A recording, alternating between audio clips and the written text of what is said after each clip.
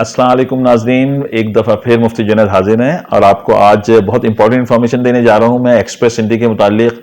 वो कंसल्टेंट जो आपको लूट रहे हैं, वो कंसल्टेंट जो आपके साथ फ्रॉड कर रहे हैं, अब आप उनसे कैसे बच सकते हैं बाय प्रूफ कि किस तरीके से आप उनको चित कर सकते हैं मैदान के अंदर, आप उनको नॉकआउट कर सकते हैं किस तरीके से। मैं आपको इसके सिलसिले में मैं आपकी मदद कर रहा हूं। ज़रूरी नहीं है कि आप मेरे पास भी आएँ, आप खुद भी कर सकते हैं और ख़ुद भी ऑब्जर्व कर सकते हैं। देखें स्क्रीन के ऊपर मैंने आपको गूगल के ऊपर जाके मैंने लिखा सिर्फ एक्सप्रेस इंडी, तो एक्सप्रेस इंडी के अंदर पूरा वर्क कनाडा का एक्सप्रेस इंडी ओपन होकर आ गया पेज। इसके अंदर आप सीधे सीधे जाएंगे इंस्ट्रक्शंस के ऊपर, राउंड ऑफ इन्विटेशंस और इंस्ट्रक्शंस के ऊपर जाएंगे तो आपको ड्रॉ नजर आ जाएंगी सारी की सारी। ये ड्रॉज जो हैं आपको इसके अंदर आप देखेंगे कि मुख्तलिफ ड्रॉज होती रही हैं। उसके अंदर आपको फ्रेंच लैंग्वेज की ड्रॉज है, कैनेडियन एक्सपीरियंस की क्लास की ड्रॉज है, प्रोफेशनल नॉमिनेशंस की प्रॉब्लम।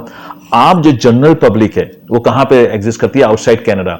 देखेंगे प्रोफेशनल नॉमिनेशन जिसको मिलता है उसको 600 पॉइंट्स मिलते हैं और ये आसान नहीं है प्रोफेशनल लेना। इसके लिए आपको SINP है, मैनिटोबा है, या ओंटारियो गवर्नमेंट है, या नोवा स्कॉशिया है, या आपको प्रोफेशनल नॉमिनी प्रोग्राम देते हैं, लेकिन आउट ऑफ मिलियंस इनके पास सिर्फ एक या दो इस तरीके से पिक होते हैं।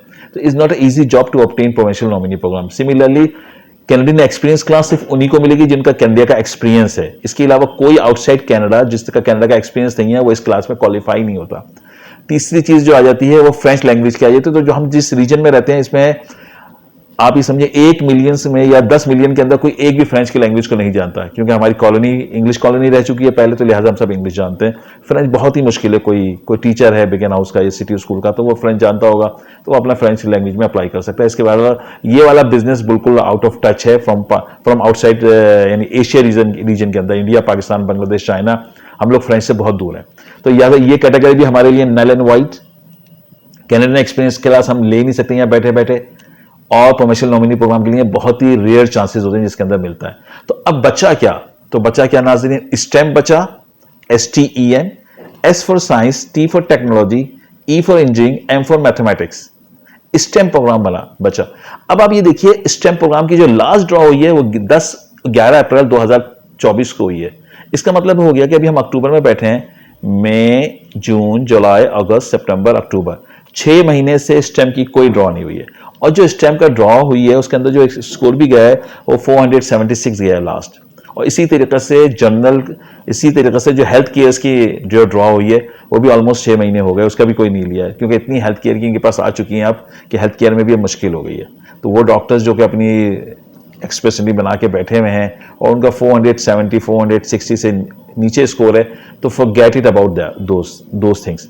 तो अब हम आपको स्क्रीन पे बार बार ये साथ साथ दिखा रहे हैं कि कोई भी, अब आप सबसे पहले ये समझिए कि सबसे पहले आपको ये पता होना चाहिए कि यार मेरे पॉइंट्स कितने बनते हैं आउटसाइड कनाडा। अगर मेरे पास प्रोफेशनल नॉमिनी प्रोग्राम नहीं है, मेरे पास अगर कनाडा का एक्सपीरियंस नहीं है, मुझे फ्रेंच नहीं आती, तो what is the maximum point score I will obtain?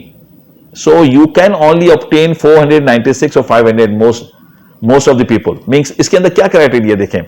पहला क्राइटेरिया कि आप अगर 29 साल के हैं तो आपने, अगर आप गैर शादीशुदा हैं तो आपको 110 में से 110 है, इसका मतलब है 110 में से आउट ऑफ 110 मिल जाएंगे if you are 29 years old और लेस।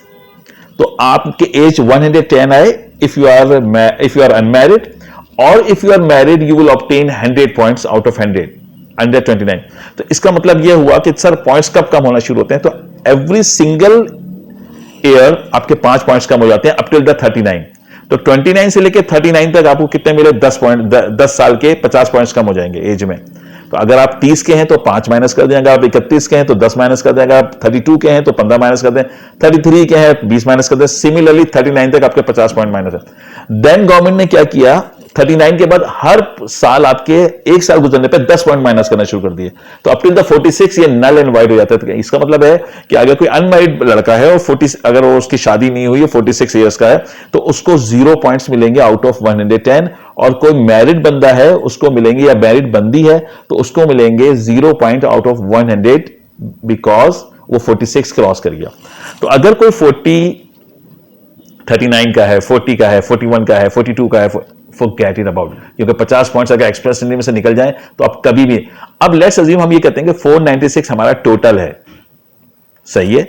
अब 496 में से हम अगर ड्रॉ 496 से अबव आ रही है तो उसका मतलब है nobody can obtain the Canadian immigration outside Canada.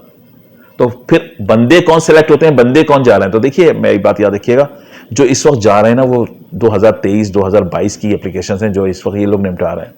2024 में आप जनवरी से लेकर आज तक के उठाएं, हमारे पास भी एक्सप्रेस एंट्री हुए, इसमें जनरल मेडिसिन के भी हुए हैं बहुत सारे केसेस और स्टेम के भी हुए, लेकिन इसके अलावा किसी के नहीं हुए। अब आप कहेंगे सर जनरल मेडिसिन को आप हटा दें और स्टेम को भी हटा दें तो कौन बाकी बचता है? जैसे आपके MBA वाले हैं, मार्केटिंग वाले हैं और दूसरे जो अकाउंट्स वाले हैं, जितने प्रोफेशंस, बैंकर्स हैं, ये किसी का भी इनमें नहीं हुआ, क्योंकि वो ना स्टेम में आते हैं ना हेल्थ केयर में आते हैं। तो अब ये लोग क्या करें, जो हेल्थ केयर वाले हैं, जो बिजनेस वाले हैं, जो अकाउंट्स वाले हैं, ये क्या करें? तो इनके लिए मेरी एक राय ये है कि आप देखें कि आप किसी और प्रोग्राम में जिसके LMIA थ्रू होता है, जिसके अंदर आपको जॉब ऑफर आती है, उसके अंदर आप क्वालिफाई कर सकते हैं। अब कंसल्टेंट आपको क्या करता है? कंसल्टेंट कहता है कि सर सही है, मैं आपको SINP में या नोवा स्कॉशिया के अंदर आपकी जॉब ऑफर्स के लिए कोशिश करता हूं या आपकी नॉमिनेशन लिखवाता हूं। आप याद रखिएगा, consultant can not do anything including my self. हम कुछ भी नहीं कर सकते नॉमिनेशंस के अंदर। नॉमिनेशंस के अंदर एक पॉइंट्स क्राइटेरिया है, सस्केचुअन का क्राइटेरिया मैं आपको नेक्स्ट एपिसोड में बताऊंगा कि किस तरीके से आप सस्केचुअन में या नोवा स्कॉशिया के अंदर या ओंटारियो के अंदर या मैनिटोबा के अंदर या ब्रिटिश कोलंबिया के अंदर आप किस तरीके से अपनी सिलेक्शन करा सकते हैं। इसके लिए आप नेक्स्ट वीडियो को इसको वेट कीजिए, कल या परसों में मैं इंशाल्लाह आपको बता दूंगा। अब हम वापस आते हैं एक्सप्रेस एंट्री की तरफ। तो एक्सप्रेस एंट्री में अगर आपके 496 टोटल आउट ऑफ, जैसे आपको मैं इसका बताऊं, जैसे हम असाइनमेंट्स करते थे बचपन में तो हमें 20 में से मिलते थे या 10 में से नंबर मिलते थे, 10 में से हम 11 नहीं ले सकते। इसी तरीके से 496 में से 497 नहीं ले सकते। आउट ऑफ 496 है तो इसी के अंदर, तो 496 बनते किसके हैं? सबसे पहले तो देखें, जो मैरिड हो तो उसको एज के मिले 100 पॉइंट्स, अगर वो PhD है तो उसको मिले पूरे 138 पॉइंट्स आउट ऑफ 138।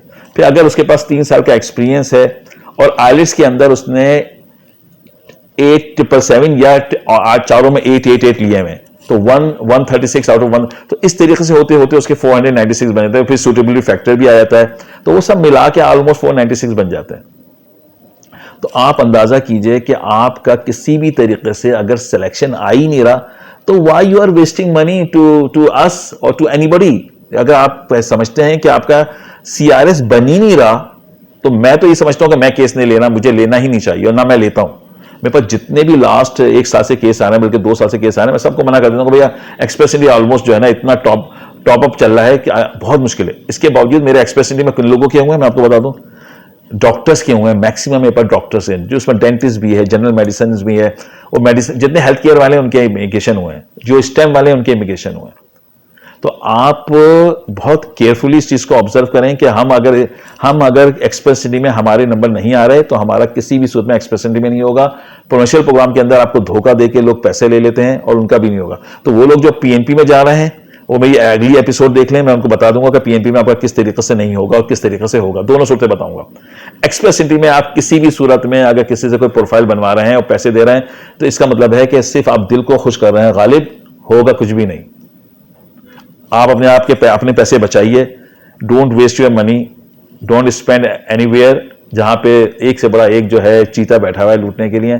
ये एपिसोड खालिसतन जो है वो अल्लाह के लिए बनाई गई है कि भाई आपको जो है सही बताऊं। जरूर मैं कोई भी मुझे ये क्लेम नहीं कर सकता कि सर आपने मुझे एक्सप्रेस एंट्री में लास्ट 1 साल के अंदर कोई पैसे लिए हैं या कोई केस रजिस्टर्ड किया हो। मेरे पास अगर तकरीबन कोई हफ्ते का 150 से 250 क्लाइंट्स यानी आता है, तो मैं सबको मना कर देता हूँ राइट अवे कि you do not qualify, you do not qualify, you do not qualify, you do not. जो इतने लोग मैंने विजिट किया वो विटनेस है इस बात के। तो आप एक्सप्रेस एंट्री में कोई प्रोफाइल फ्रूटफुल नहीं है इस वक्त, आप भूल जाइए। और इसी तरीके से हम प्रोविंशियल नॉमिनेशन को डिस्कस करेंगे। फ्रेंच लैंग्वेज अगर आपको आती है, अब लोग मुझसे कहते हैं कि फ्रेंच लैंग्वेज सीखने का क्या तरीका है, तो उसके मुताबिक भी मैं अगली एपिसोड में आपको बताऊंगा। लाइक कीजिएगा, इंशाअल्लाह ताला आपको टाइम टू टाइम इस तरह के एपिसोड मिलते रहेंगे। जज़ाकल्लाह, अस्सलाम वालेकुम व रहमतुल्लाहि व बरकातहू।